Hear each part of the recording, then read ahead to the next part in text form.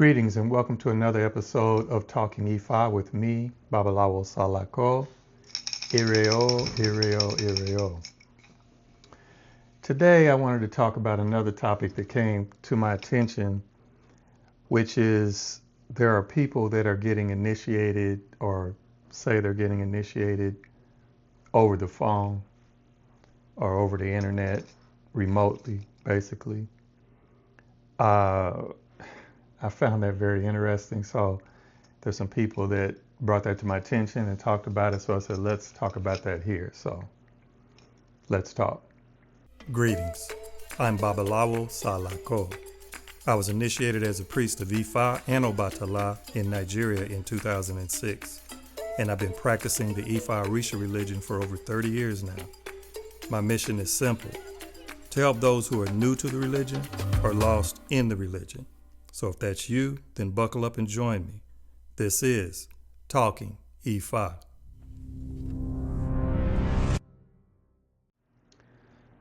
So I decided to just pull up some information right quick. I said, let me go ask AI and just see what AI had to say about it, and then say what I thought about what AI had to say about it.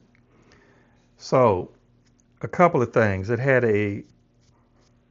the first sentence, because some of you are listening to me and not watching the video, so I'm going to read and then I'll reply. So, people are attempting to receive Yoruba, Ifa, and Orisha initiations remotely, over the phone, or the internet, primarily due to convenience, distance, and cost, but this practice is widely considered invalid and ineffective by traditional priests and lineages. So it goes here first. It says reasons people seek remote initiation. Because, we come to your mind like, why would you do that instead of just doing the real thing? Well, the first thing it has listed here is geographic distance. Many potential initiates live far from established Ifa temples and communities, particularly those in the diaspora, the Americas, Europe, etc., making in-person travel difficult or, it says, impossible. I wouldn't go as far as saying impossible, but it is difficult. I had to travel from Atlanta, Georgia to Nigeria, and it is difficult and expensive. Number 2, convenience. Remote options appeal to those seeking a quicker or less disruptive path compared to the multi-day, physically demanding traditional ceremonies. So here we have the dichotomy of you want something, but are you willing to pay the price to get it? And this is a problem that many of us have in life in general. It overflows here to IFA also. You want something, and it may take hard work, it may take sacrifice to get it, but you want the easy route. You don't want to pay those, make those sacrifices or pay those prices. You get impatient and you want something right away. So let's just do the quick and dirty.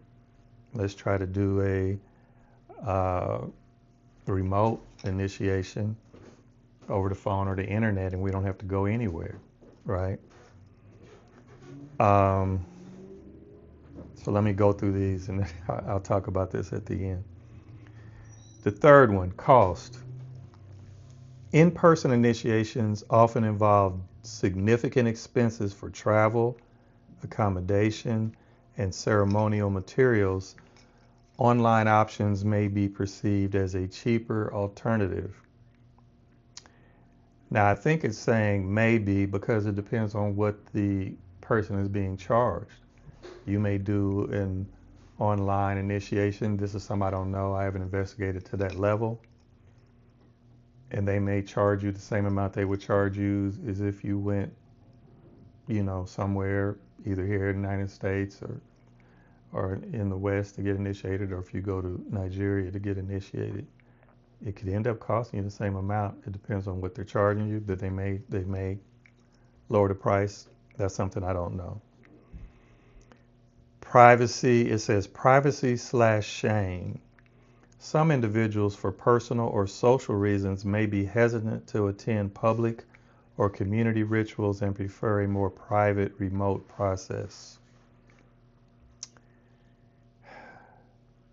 This may be the case, but one of the things I will tell you, if you get into this culture and religion, Ifa, Yoruba religion, privacy is not something that you may have a lot of. I mean, just from divinations, if you go get a divination, then the diviner is going to discover some things about you in your life, and if you really want help with those things, even if you're keeping them from friends and family, if you really want help with them and you want to come to Ifa or for instance, for help, then you have to reveal those secrets, right? So privacy, if privacy is your utmost importance to you, I don't know how this culture will work for you. I'm just being honest. Okay, this last one here says, misunderstanding of the process. A lack of understanding of the complex physical and spiritual requirements of initiation can lead people to believe a remote ceremony is possible or sufficient. This one I really, really think is a very important one. Because most people, before they get initiated, in the West at least, they have no idea what the process is. I didn't know what the process was before I got initiated, because it's, I don't want to use the term secretive, but it's, somewhat secretive. So therefore, you're going to go through a process. You'll know maybe how many days you have to go through the process. But other than that, when you go into it, it's pretty much all a mystery. So if you don't understand what is involved, then of course you may think, well, I can just do this over the phone, or I can do it over the internet. I don't need to be there. But there are very complex and physical, meaning touch is required in an initiation process that you just can't do over the phone or remotely. Now, this next section here says, why traditional practice dictates in-person presence for initiations. It says, traditional Ifa and Orisha priests strongly emphasize that initiations must be done in person for several critical reasons. 1, physical presence is mandatory. The process involves physical rituals, herbal baths, and the direct transmission of Ashe, the spiritual power or energy, to the initiate's physical head, their Ori. This spiritual surgery, quote unquote, cannot be performed over a video call. This is the most important part of an initiation process. What it means to be initiated to an Orisha means that the Ashe, or the spiritual power and energy of that Orisha, is placed on you, on your head primarily. Now there are situations in which it may be placed in your hands, but I won't get into that in this video. But it's primarily to be placed on your head physically so that you have that direct connection with the Orisha. And that's not the same as just receiving an Orisha. Like if you're not initiated to an Orisha and somebody gives you the icons of Oshun, or they give you the hand of Ifa, if they give you the icons of an Orisha, that means some of the ashe of that Orisha has been infused into those icons of that Orisha, not on you. And therefore, you have that Orisha in your home. Therefore, you can tap into and access some of the ashe of that Orisha through those icons, doing offerings and prayers, utilizing that icon of that Orisha. But you yourself don't have the direct connection and have that ashe infused on your head or on your essence or your being. Okay, so there's a big difference between being initiated to an Orisha and just receiving the icons of an Orisha. So if you do not receive the ashe of that Orisha and have that direct, closer connection with that Orisha, and that Orisha having that connection with you, knowing that that Orisha is now connected to you physically, then you have not been initiated, in my opinion. So let's go on to number 2, ancestral and community connection. Initiation links the individual to a specific spiritual family or elay, lineage, and a physical location, the sacred grove or compound where you were initiated.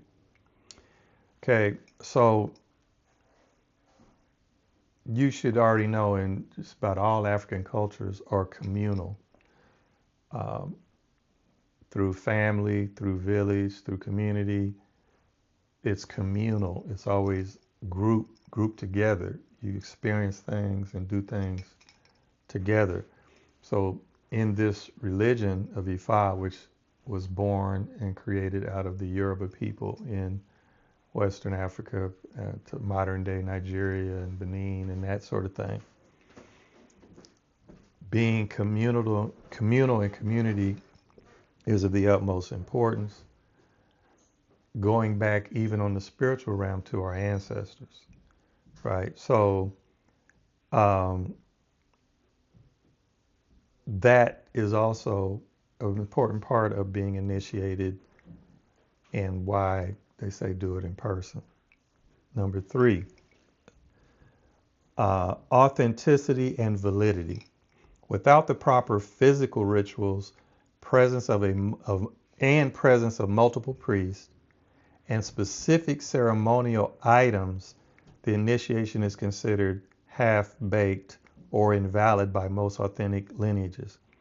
The Orisha may not accept or approve the initiation, rendering the tools and prayers ineffective.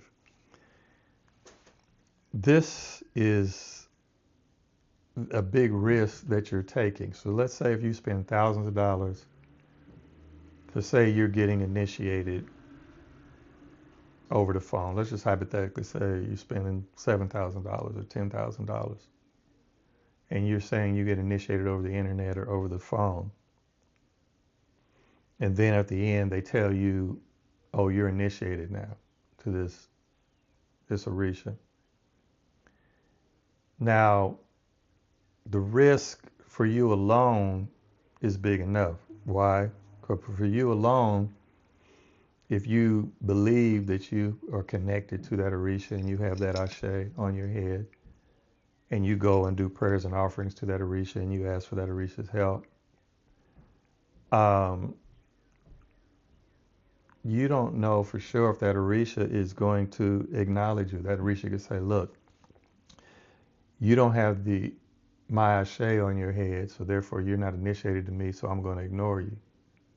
Or worse, I may punish you and give consequences for you being fake and pretending. But that's just dealing with you. So that's consequences for you and yourself. But what about the consequences if you decide that you want to start working with clients and outside people? Now you're affecting other people's lives. Now you're working with them spiritually. You may be trying to divine with them and give them guidance, and they come to you trusting you that you have the spiritual authority and connection that the Orisha are working through you. and helping them. And if you're going there and you didn't do the right things and you don't have that ashe, then you're being fake, you're misleading people, you're putting their lives at risk because you're guiding them to do something. What if they come to you and say, I want to, know if I need to quit this job or take another job or quit my job and be an entrepreneur or etc. And they take your guidance and things could fall apart for them. So when they say half baked, there's different ways of looking at it. So like if you look at being initiated, and that's why it's also time frames on it. So like for IFA initiation, with us in Maluo is the Owishe Agbaye Professor Wande Abimbola, and he says there's a minimum of 7 days required to be initiated to IFA.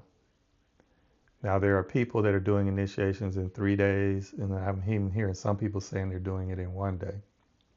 So this term half-baked, say if you're baking a cake, and it says you have to bake the cake for an hour at a certain temperature, and you put the raw uh, ingredients for the cake in the oven. Well, let's say that you only leave it in the oven for 5 minutes, and then you take it out. The question is, do you have a cake at that point? Is the cake fully cooked and ready to eat and ready to do its job?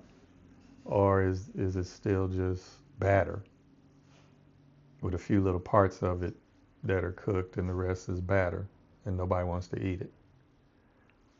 So part of initiation, when you get that ashe on your head, there's a baking period of let this sink in and soak in. It's like marinating something. Like if you want to marinate meat, if you just throw it in the oven and you don't marinate it, and even if you put a little seasonings on it, it may not, or it's not going to necessarily be as flavorful or taste the same as if you marinate it for 2 or 3 hours or marinate it overnight, then bake it.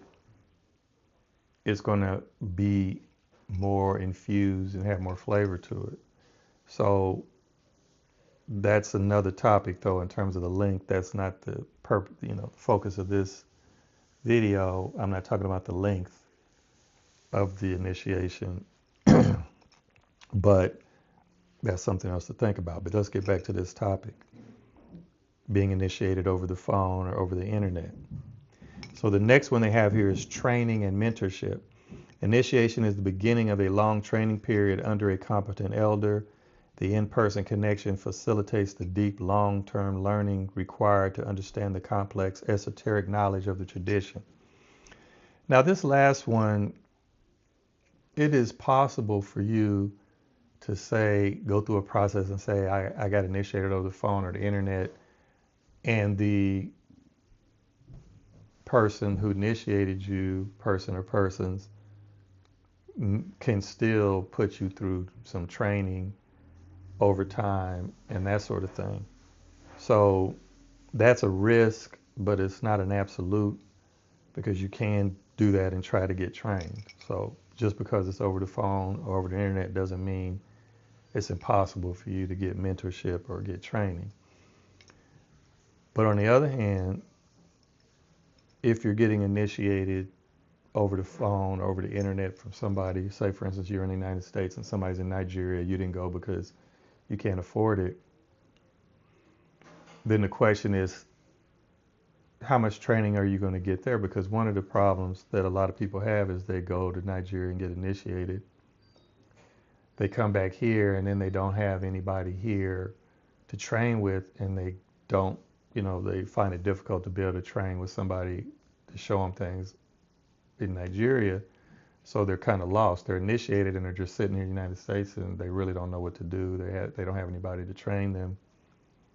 So that can become an issue also if you don't have anybody near you, right? So it says here, in short, while people may seek remote options for practical reasons, the prevailing view in the tradition is that genuine initiation is a profound, in-person, physical, and communal event that cannot be achieved through a phone or internet connection, right? And they also go on to say attempting a remote IFA or ORISA initiation is largely considered a fake or invalid practice by traditional practitioners, potentially leading to significant negative consequences for the individual. What are some of the potential consequences? Here it says they include one, invalidity of the initiation. The core belief is that the spiritual energy, Ashe, and connection with the Orishas or Ifa cannot be and first of all, Ifa is also an Orisha. So, but it's just saying the different types of initiation, I guess. Cannot be transmitted virtually. Initiation requires physical rituals, the presence of multiple experienced priests, Aluos, specific sacred materials, and the physical location within a consecrated space, Igbodu, to link the initiate's energy to the divine, meaning to that Orisha's energy. Number 2, spiritual disconnection and ineffectiveness. The initiation may result in a lack of genuine connection with the Orisha or Orunmila. Orunmila is also an Orisha. You know, everything you read here on everything that comes out of AI is not exactly correct. So, but you need to kind of know that and do your research. Orunmila is also an Orisha, but nevertheless, the individual may find that their prayers, offerings, or ebo, and communication attempts are ineffective, leading to frustration and a sense of being lost or discouraged in their spiritual journey. That is one of the consequences of taking shortcuts on anything in life. It also applies here. Shortcuts are not the way to go. If you really want something to happen well for you, do it the correct way. Number 3, wasted resources. The individual will have spent money and time on a process that is not recognized or effective within the tradition, essentially wasting their money. Because that's really the risk you're taking. However much money you spend for it, you're risking that you're wasting your money. And I would argue that you are wasting your money. The next one, vulnerability to misfortune or negative energies. Okay. An unapproved or half-baked initiation leaves the person without the proper spiritual protections and guidance that a genuine initiation provides. This can create vulnerabilities to negative forces, Ajogun are the malevolent spiritual forces, or manipulation by inauthentic practitioners. There's a lot here. But, like I've said before, this is a spiritual practice. Okay, we work in the spirit realm. Like I also said, the Yoruba did not try to encompass all spiritual forces in the world. Just like any other practice, they identified some, and that's how they go and work through those. But like I said also, the reason why we say there's 400 plus one Orisha is because the plus one just means increasing. There are other spiritual forces and energies in the universe that exist, and the Yoruba are acknowledging that they're there. They're just not directly working with them. The fact that they're not directly working with them doesn't mean they don't exist. There are positive, neutral, and negative spiritual entities in the world and the universe, right? So one of the reasons why people get initiated to Ifa, in particular to Orunmila, is because Orunmila provides protection, sometimes to save your life, and you may go and get a divination that says you need to hurry up and get initiated E5 to save your life, or etc., protect you. And even if you get initiated E5 and you don't do any practice, you don't do E5 medicine, you don't do divination or anything like that, you just got initiated for protection, that protection is there. Because you get exposed out here to all kinds of spiritual energies, positive and negative. And if you don't really have that ashe on your head, you didn't have an authentic initiation, then you're going to become more vulnerable to things, especially if you try to work in this realm. So that's a danger that you take on by taking this shortcut of phone initiation or remote initiation. And some of my topics I always covered under this is also under people that say they're self-initiating. Same risk. The next one, lack of community and mentorship. Okay. Initiation is the beginning of a lifelong relationship with a spiritual family, Ile, and a mentor, Babalawo or Iyanifa. This is talking about Ifa or ORISA or Orisha priest, who guides the initiate through the complex knowledge and practices. A remote process bypasses this critical system of support and learning. Now, like I said earlier, that's not absolutely necessarily the case. If somebody initiates you remotely doesn't mean automatically that they won't provide mentorship for you. Loss of credibility. In the traditional community, a person with a fake initiation would not be recognized as an authentic priest or initiate and would not have access to secret knowledge or be able to perform spiritual work for others. Now, of course, that is if the community is aware, because if you're going to go through this kind of initiation, you're probably not a part of an Ile or a formal family. You reached out and you may have found somebody on Facebook or something that say they're a priest and they can initiate you remotely and you do this and you're kind of just out there on your own. So there's a possibility that then in the community you come back and people see you and you have your beads, Orisha beads on. You present yourself as a priest that was initiated. Now, if you're not in any of those Iles, then they won't know. They can't say for sure, well, I know you're not in our Ile, so we don't know who you are. Or you may come from another city and say you were initiated, blah, blah, blah.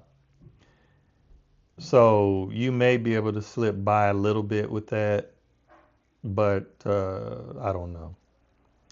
Now, the last one here said, well, I think it's the last one. Yeah. Confusion and setbacks. Many people who undergo invalid initiations experience continued problems and setbacks, often jumping from one practitioner to another in search of solutions that were never properly established in the first place. The Orisha may not approve of the initiation, which can lead to life becoming worse than before the process began. That's a serious risk, and it's a very valid risk. Like I said before, if the Orisha rejects you and rejects your initiation, then they may not help you. That's one risk, which puts you out there vulnerable where you think you're going to get help and you're not getting it. But even worse, it may cause consequences to you. They could come directly from that particular Orisha or may not. It could be SU. SU could come and say, okay, this person is perpetrating, so I need to step in and cause some consequences. Now, over here in the West, they call SU the trickster. I don't particularly like that terminology. I would say, he's a universal policeman, but he's an enforcer of the Iwa, basically established rules of good order, doing things in right and good and proper order. SU, if you're not doing those things, SU can step in. like the chant, Orisha Tio Bagdini Omi Sin Re Inia Amama She O Eshu Bimi O Namasin O Bara Baby Tiri Lona Eshu Tiri Eshu Bimi O Namasin O, which says an Orisha that does not enhance one's existence. That Orisha's values is what one has failed to practice. Eshu, come quickly and enhance my existence. I promise to practice your values. What are those values? Those values are Iwa Puele. Okay? And I will go into that if I have not already on another video. But Iwa Puele is basically Ifa ethics, and how you should behave and treat others. So my conclusion here is, again, for self-initiation, I would recommend avoiding that. For remote initiation, whether it be over the phone or the internet, etc., I would avoid that. Because like I said, in summary, you're probably wasting your money, and you're thinking you're getting something you're not. And even worse, there could be a lot of consequences in your life, spiritual consequences, things that could start going wrong that weren't before, having bad luck, etc. There's a lot of risk there that I would recommend strongly that you try to avoid. But also, basically here, one of the things Ifa talks about is patience. One of the main reasons I would see or think that people would want to go this route is lack of patience. I want to get initiated. Ask yourself why. Why do you want to get initiated so badly that you can't wait and do it the proper way? You want to take a shortcut. You want to rush and just say, okay, well, I'm going to just do it on the phone, or I wanted this. Why? Why is it so important that you have to be initiated ASAP, right away, that you can't wait? That right there is an issue in Iwa Puele that will cause you problems. That's the root of the problem, impatience. And it could be other things. It could be narcissism, selfishness, that I want to be a priest for whatever reason. Is it power? I want to walk around and say I'm a priest or whatever. And you want to do it quickly. So this religion requires patience. It just does. It requires a lot of patience. And many of us, I've had problems with patience. It's an ongoing process for me, and a lot of people. So I'm not saying I'm above that, but if you're impatient, it's usually going to cause some problems, or at least consequences. So anyway, that's all I have today on this topic. Again, this topic of getting initiated over the phone remotely or remotely over the internet is not recommended, is strongly discouraged. Do things the right way. So I pray that your day, yourself, your family are blessed and protected by all the Orisha and the ancestors. Ashe, Ashe, Ashe, Sheo.